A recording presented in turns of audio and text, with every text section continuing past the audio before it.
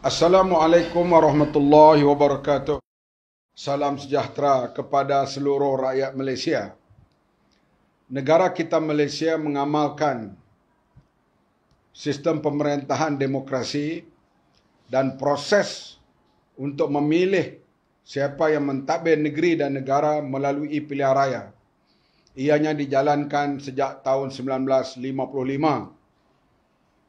Pada tahun 2018, pertama kali parti pemerintah yang diberi amanah oleh rakyat sejak daripada sebelum merdeka, UMNO Perikatan dan UMNO Barisan Nasional, tewas pada 2018, maka Pakatan Harapan mengambil alih pemerintahan.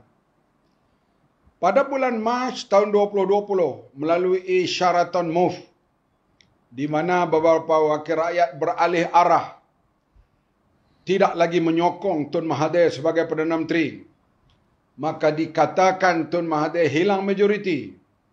Beliau meletakkan jawatan dan Tan Sri Mahyudin Yassin dipilih sebagai Perdana Menteri kerana ia dipercayai mempunyai majoriti sokongan ahli parlimen. Apabila beberapa orang membuat SD tidak lagi menyokong Tan Sri Mahyudin Yassin, beliau hilang majoriti, maka setelah diambil perkiraan melalui Sri Paduka Baginda yang di Pertuan Agong, akhirnya ahli-ahli parlimen membuat keputusan. 114 menyokong Ismail Sabri, 105 menyokong Datuk Seri Anwar, dan 1 ahli parlimen menyokong Tengku Razali Hamzah. Oleh itu, jumlah 114 adalah majoriti yang melayakkan Ismail Sabri menjadi Perdana Menteri. Johor selepas pilihan raya 2018 dimenangi oleh Pakatan Harapan. Tetapi beberapa orang wakil rakyat Pakatan Harapan meninggalkan Pakatan Harapan, maka Perikatan Nasional dan Barisan Nasional mengambil alih pentadbiran Johor sebab mereka ada majoriti yang menyokong mereka di peringkat ahli Dewan Undangan Negeri. Kedah juga diperintah oleh Pakatan Harapan Menteri Besarnya Datuk Seri Mukhriz Mahathir. Tetapi beberapa orang berpaling tada, maka majoriti PH hilang, maka pemerintahan diambil alih oleh PN dan BN kerana majoriti PH hilang di negeri Kedah. Begitu juga di Perak, apabila beberapa orang penyokong ataupun ahli PH berpaling tadah menyokong di pihak lawan, maka majoriti hilang, maka pemerintahan Perak beralih kepada PN dan BN. PH hilang kuasa Menteri Besar kuasa pemerintahan di Perak. Melaka pun begitu juga. Apabila Adli Zahari menjadi Ketua Menteri, beberapa orang wakil rakyat daripada Pakatan Harapan menyeberang menyokong BN dan PN.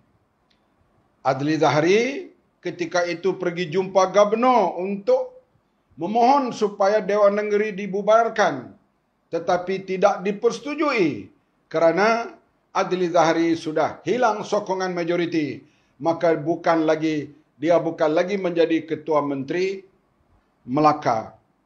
Anehnya berlaku sekarang ini di bawah pimpinan Ismail Sabri. Kita tidak faham sumber mana dia pakai. Adakah cara demokrasi, adakah cara undang-undang? Bila PNBN hilang majoriti, dimohon untuk bubar Dewan Undangan Negeri, dipersetujui untuk dibubar. Bagi saya inilah Perdana Menteri yang paling teruk sekali. Kita tidak tahu dia nak membawa Malaysia ke arah mana. Pilihan raya yang diisytiharkan oleh SPR pada hari ini, penamaan calonnya pada 8 hari bulan dan mengundi penuh 20 hari bulan, adalah pilihan raya yang dipaksakan. Pilihan raya yang dipaksakan. pilihan raya yang dipaksakan. Sewajibnya tidak perlu pilihan raya. Kerana 4 orang penyokong BNPN telah berpaling tadah dan menyokong PH. Sepatutnya pihak PH lah yang ada majoriti.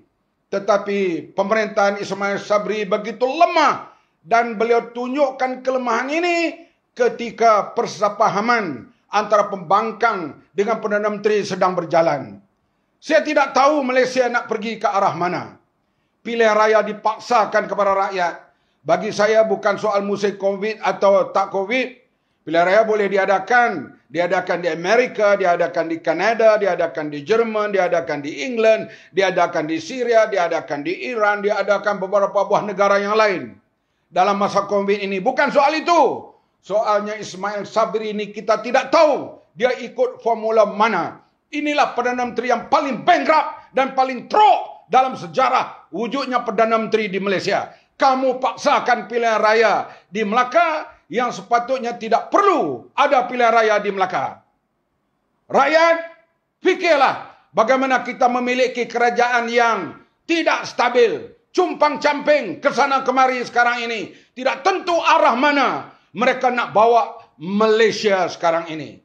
Ayuh rakyat Malaysia berfikirlah bagaimana kita nak terus hidup di bawah kerajaan yang kita tidak tahu arah tuju nak dibawa ke mana. Kita dapat Perdana Menteri yang paling lemah kerana mereka mendapat kuasa bukan melalui mandat rakyat. Inilah akibat apabila orang yang lemah mendapat kuasa. Sekian, terima kasih.